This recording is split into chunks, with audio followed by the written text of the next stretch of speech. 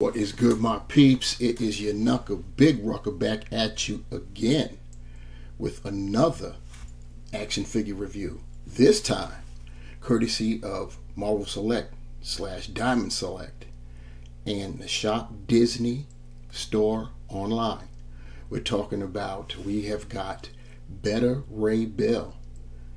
Yes, indeed, this came out last year. I've been sitting on this figure for a couple months now, and smoke is clear from all of the Hasbro releases, and finally getting around to unleashing this beast, and what a beast it does appear to be. So you see the packaging. This is standard Marvel Select packaging, which means that it is not collector friendly. So what you see right here will be the last time we see Beta Ray Bill as we see him right now, because once we open him, it's a done deal for the packaging. Anyway, you see what we got here. You got Beta Ray Bill logo going along the side there, and we've got a clear view of Beta Ray Bill in his packaging along with the accessories that are included. You can clearly see his hammer, Stormbringer. So we'll turn to the back and check out some pretty nice artwork there of Beta Ray Bill. Got the logo there up top. Package is so big that it's cut off by the screen, but you see what we got going on. So and yet we've got some more of that artwork on the side. I'll tilt so you can see that. Yes, indeed, very, very nice. So get the last look at Bill in packaging, because we're about to unleash this beast. Beta Ray Bill comes with a pair of accessories, one being his trusty mallet Stormbreaker. It is molded in a like a brown plastic, which you can see on his grip strap right there, but the hammer itself is painted in like a gold. His other accessory is his hammer Stormbreaker, only swirling, as you can see. Very nice effect. We first saw this with Marvel Select a few years ago with Thor, that they had the same type of effect with Mjolnir. So you see it's got the swoosh kind of sorta, and then on the flip side it's got the handle which goes in his right gripping hand. Very nice effect. We'll see what it looks like in action a little way down the line of this review. Please like this video down there below, and if you haven't done so, go ahead and subscribe to the channel. We could use all the support we can get for sure. And yeah, but now let's take a look at our subject matter, which is the Marvel Select Beta Ray Bill. Marvel Select is a 7-inch scale, and most of the time when they, in fact all the time when they have a character that's larger than their normal scale, it will reflect in the size of said character. And they didn't skip or skimp on Beta Ray Bill. Beta Ray Bill is a big guy. He in the comics he stands at 6'7", so he's a little bit taller than Thor. And speaking of that, a little bit of history about Beta Ray Bill. Beta Ray Bill was introduced way back in the day during the Walt Simonson run on Thor, and he actually faced Thor in unarmed combat and he beat him. He was after that he managed to lift Mjolnir, which meant that he was worthy.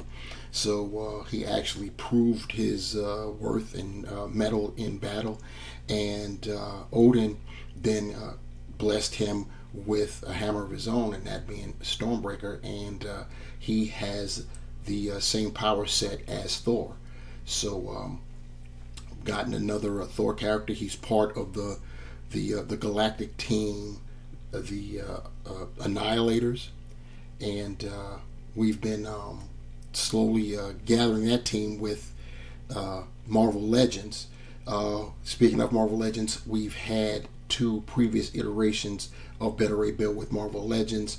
The first being with Toy Biz, which was that particular figure was made in the classic Beta Ray Bill design, and then it was redone by Hasbro about 2 years ago, and that was a more modern take on Beta Ray Bill. Everybody wanted Hasbro to redo the classic look, but we ended up getting the modern look.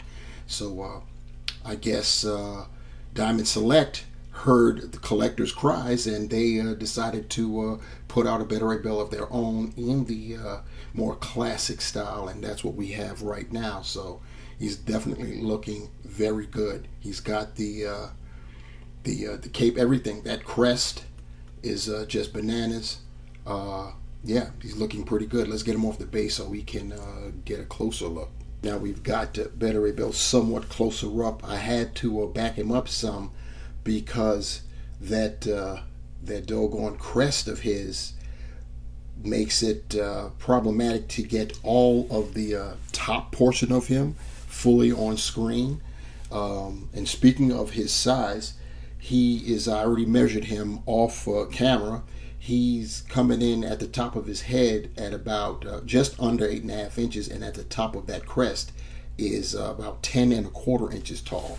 So definitely a big boy we have going on here, and I'm going to be very interested to see him next to both a Marvel Select Thor and a Marvel Legends Thor. The funny thing about the Thors is that Marvel Legends, Hasbro makes their Thors so big, too big in my opinion, that they rival the Marvel Select sizes, and you'll see that when I do comparisons. When Hasbro came out with Unworthy Thor, they actually went down on that buck, but that was for a reason, because they reused that buck, or vice versa, and had it as young Thor. And the only difference besides paint apps was they gave Unworthy Thor a destroyer arm, and that was about it. But it was still larger than the average Marvel Legends figure, and that's about what the Thor's 6'6". So you know, he's definitely, for the most part, always made oversized, and that even includes the 80th anniversary one, which is the best Thor to date. But still, anyhow, enough about Thor. Pontificated about Thor. It's not even his video, it's a Thor clones video, that being Beta Ray Bill. So taking a look at him, you see he's got that the horse mouth. It would have been nice if the mouth was articulated, but it isn't. It's just you know, as is. It also would have been nice that if it wasn't going to be articulated, that we would have gotten another head sculpt with his mouth closed. But that wasn't to be, and that's not the only thing that we didn't get that I wish we did get. It is what it is. But looking at that crest, it's looking nice. The helmet painted in gold. I actually have some sloppiness at the top of my crest there. Paint got missed. It is what it is, I guess. And as you can see, yeah, that's what it is on the other side. There's some marbling going on there too. Other than that, the teeth, his eyes, which are pupilless, they all look nice. And you could even see they did paint the tongue in there, so nice paint color of the tongue. Going down his body, you see basically molded in a very dark blue, and he's got the gold trim there, pretty cool. The belt is separate. It's connected to the harness and the cape clamps as well, which is connecting everything together. The cape and the belt are all connected together. You see the arms there, how they're made. The forearms are in gold. You see they stayed true to accuracy with the 3 fingers and the one opposable thumb. Obviously the same as on the other side. I've got him gripping the mallet. Then you go down and you see what we got going on here below. Pretty nice figure. Marvel Select has made some pretty good advancements when it comes to their articulation. Before, they were horrendous with their articulation. They probably had back in the day 2, 4, 6, 8, maybe 10, 11 points of articulation at the most, but they've improved upon it, and they were the ranges weren't all that great with their articulation. On top of that, they were essentially I don't want to really say statues, but they were only maybe a couple steps above that.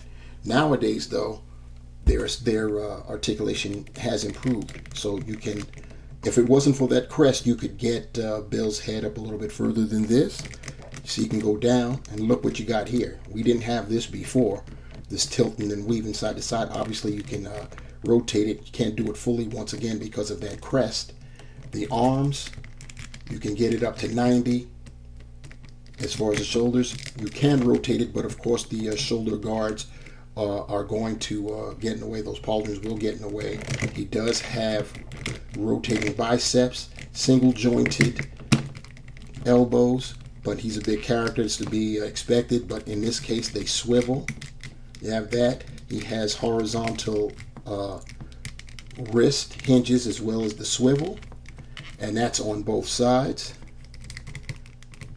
And he has diaphragm crunch that is kind of impeded because of his harness there. You don't want to do it too much because you'll probably stress out the plastic, and since it's dark it will show because it'll lighten up, so you have to be very careful with that part.